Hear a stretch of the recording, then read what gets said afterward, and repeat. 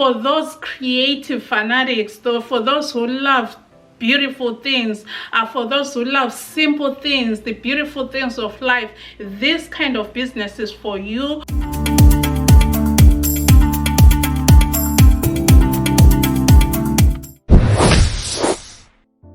Hi friends, and welcome back to another video. Noki here. So on today's video, I'm going to be continuing my series on the service-based business, and today I'll be looking at how to start an interior decor business. This is an amazing business. It's a fun, fascinating, exciting business that you can learn as long as you have a passion for it. You can learn it online, or you can learn it from channels like HGTV, or magazines. Those are home garden and home decor magazines. Yes, so for you to start a successful, because we are all about success here, right? And for you to start a successful interior decor business, write your plan. Yes, every business is to write a business plan, right? Write your plan. And before I get into these tips on how you can start a successful home decor business, I really want to highlight that these are just ideas. They are not a step-by-step. Obviously, there are other things that you need prior to this, like research and stuff like that, and registering your company if you're going to take it as a professional business. So you want to make sure you have all that in place. What I'm doing here is just dropping those nuggets in your head so that you have some kind of idea on some of the things to look out for as you are working at starting your home decor business. It's a very exciting business because for those creative fanatics, though, for those who love beautiful things, for those who love simple things, the beautiful things of life, this kind of business is for you, as long as you don't mind getting into other people's homes and changing their space. But you know what? They would have hired you, right? So hey, why not? So before you start, you want to decide, are you going to be a home decor person? Are you going to be doing interior design? Are you going to be a stylist? Those three are different. You kind of have to know exactly what you want to do, whether you're just going to be a stylist, or you're going to be doing home decor, or you're going to be home designing.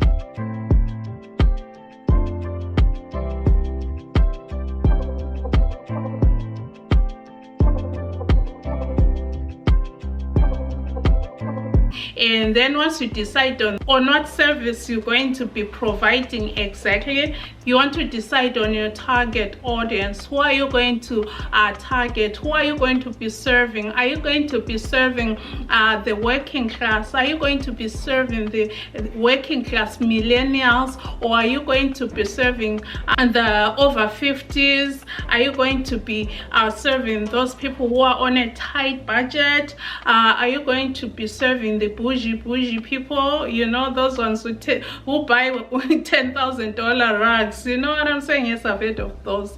Yes, you have to decide on your target audience. Then you have to know exactly where to find them. Depending on the demographic that you just went through, you gotta decide or try to find out. If you're not sure, then you gotta find out on where to find these people, where you're going to be marketing. That may be Instagram. If they are millennials, then you need to make sure that you're spending time on Instagram. Have an Instagram business page where you're going to be posting your work. And then so you also want to have a very professional looking website. As an interior designer, interior decorator, you want to have a very nice looking website with quality content. And even your Instagram business page has to have quality photos, which brings me to my next point. You have to kind of invest in a camera or a smartphone that is going to take professional photos. At this point, as a solopreneur, you're starting off on your own. I do not expect you to have a budget to hire a professional photographer. If you do have a budget to hire a professional photographer, then go ahead and do that, because that will make your work stand out. And these days, you know, there's no reason why, if for example you do not have a professional photographer, there's no reason why you cannot take professional looking photos, because there are many ways of making of how to make your photos look very professional and stand out. And that means you gotta edit your photos, you gotta crop your photos and make them look beautiful. Don't be putting photos that have shadows or some gray in them and stuff like that. They have to be beautiful photos on a very clean background. That for interior decor, it's going to be very important. The way your photos look as an interior decorator or an interior designer is going to be very important, because people are going to judge from the photos whether they can consider hiring your services or not. So you want to make sure that you invest time in making sure that you get high quality photos. Then the other thing that you want to consider as you are starting your interior decor business is, what are your services going to entail? This is very important, because it is going to determine how you're going to be pricing. So for example, what I'm talking about here is, are you going to be the one purchasing some of the items that will be needed, which in most cases that's what interior decorators do. They do purchase the stuff that is needed, or the items that you're going to use to convert that space into a beautiful looking space, and then you add it in your bill. So you have to decide before you even start how far you can go as far as buying stuff. For some may need like pieces of furniture and just accents, pieces of this and that. Most interior decorators, that's what they do. They'll buy those items and then they're going to bill their client for those things that they bought. Being an interior decorator takes time, and I don't expect you to provide that service for free. You can go ahead and probably ask friends and friends of friends who need their spaces turned, so that you can start with them for you to build your portfolio, because that portfolio is going to be super important to those potential customers who may want to hire you. They will definitely want to see the work that you have done. So whenever you get these projects, when you do work for a friend and you are in charge them something not too exorbitant since you're starting out, or decorate your parents or some relatives space and take photos. Yeah, take photos and really make sure that you take good quality photos, and make sure that you, like I said, start creating a beautiful detailed portfolio. And then when you get new clients, when you start getting into people's homes, make sure that you tell them in advance. This can be in the agreement, which I'm going to talk about in a minute. Make sure you tell them that you're going to be taking taking photos, so that you are in agreement and you know, and they are not surprised to hear or see their photos floating around online. Yeah, make sure they know that you're going to be taking their photos, and tell them that your business is just starting out. You're starting your business, you are growing it, and you are putting your portfolio together. And then if they don't mind, if you can take pictures of the work that you would have done. In most cases, they are not going to say no. Just make sure that you communicate. And then that brings me to another very important point. Make sure that you always have an agreement signed. Yeah, so you're going to do the walkthrough and discuss with your customer what they want, what their expectations are. Make sure you understand each other, and then you go and write the agreement and state every single thing that you are going to do, and make sure that they read it, they agree, and sign it, because an agreement without a signature is just a piece of paper.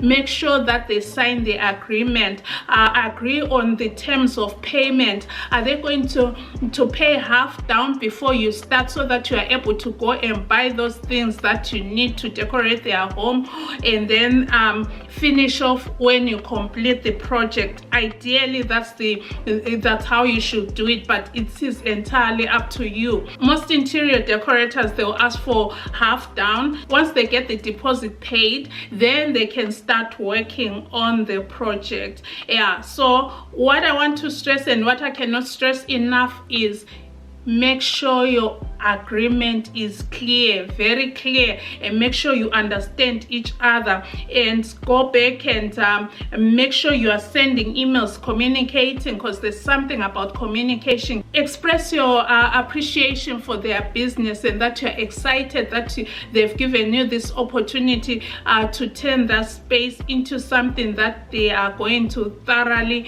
enjoy. And then you can also ask them to refer their friends and family, because people are going to come into this home, and if you have done an excellent job, everybody would want you to come and do their space. Yeah, but interior decor is one of those things that is so exciting, that you can learn. What I can say is you kind of have to have good taste in colors, mixing and matching colors, and that creativity in you has to be on par. So on your first meeting, let me backtrack a little bit here. On your first meeting, you want to understand the taste of your client. What don't they like about their current space? What is it that they need changed?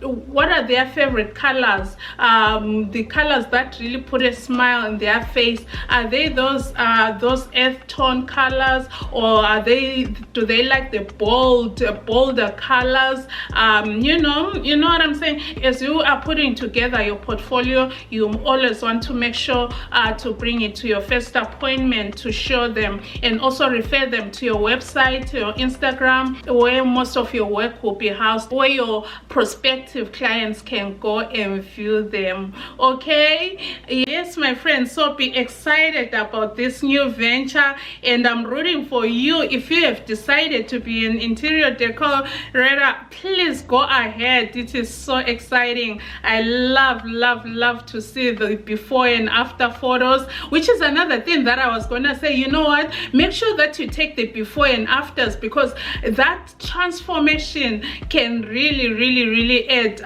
value to your service, and it can help you price your services. And the other thing that I need to say about pricing, make sure that you do not undervalue your services, because it is time consuming, because you have to plan, you have to drive around and go and pick up some pieces that you're going to need to decorate their space. So make sure that you charge pretty good after you have established your portfolio, because without a portfolio, it is very hard to really price your services, because they wouldn't have seen what you can do. So build that portfolio quick, and then make sure that you really charge good, and you want to make sure that you do a sterling, outstanding job, that whenever they walk into their home, they smile and they feel refreshed. Did I provide value today, my friend? Here's wishing you all the best in your new venture as an interior decorator or an interior designer. Please go ahead and give me the big thumbs up if you enjoyed this video, or if you feel like I gave you valuable information. If not, then well, maybe let's try next time. With that being said, my friend, let me cut it here. Remember to be kind. I'm telling that to myself. Remember to be kind, and always do small things with great love. From my heart to yours. Adios. Bye bye. See you next time. Love you. Take care.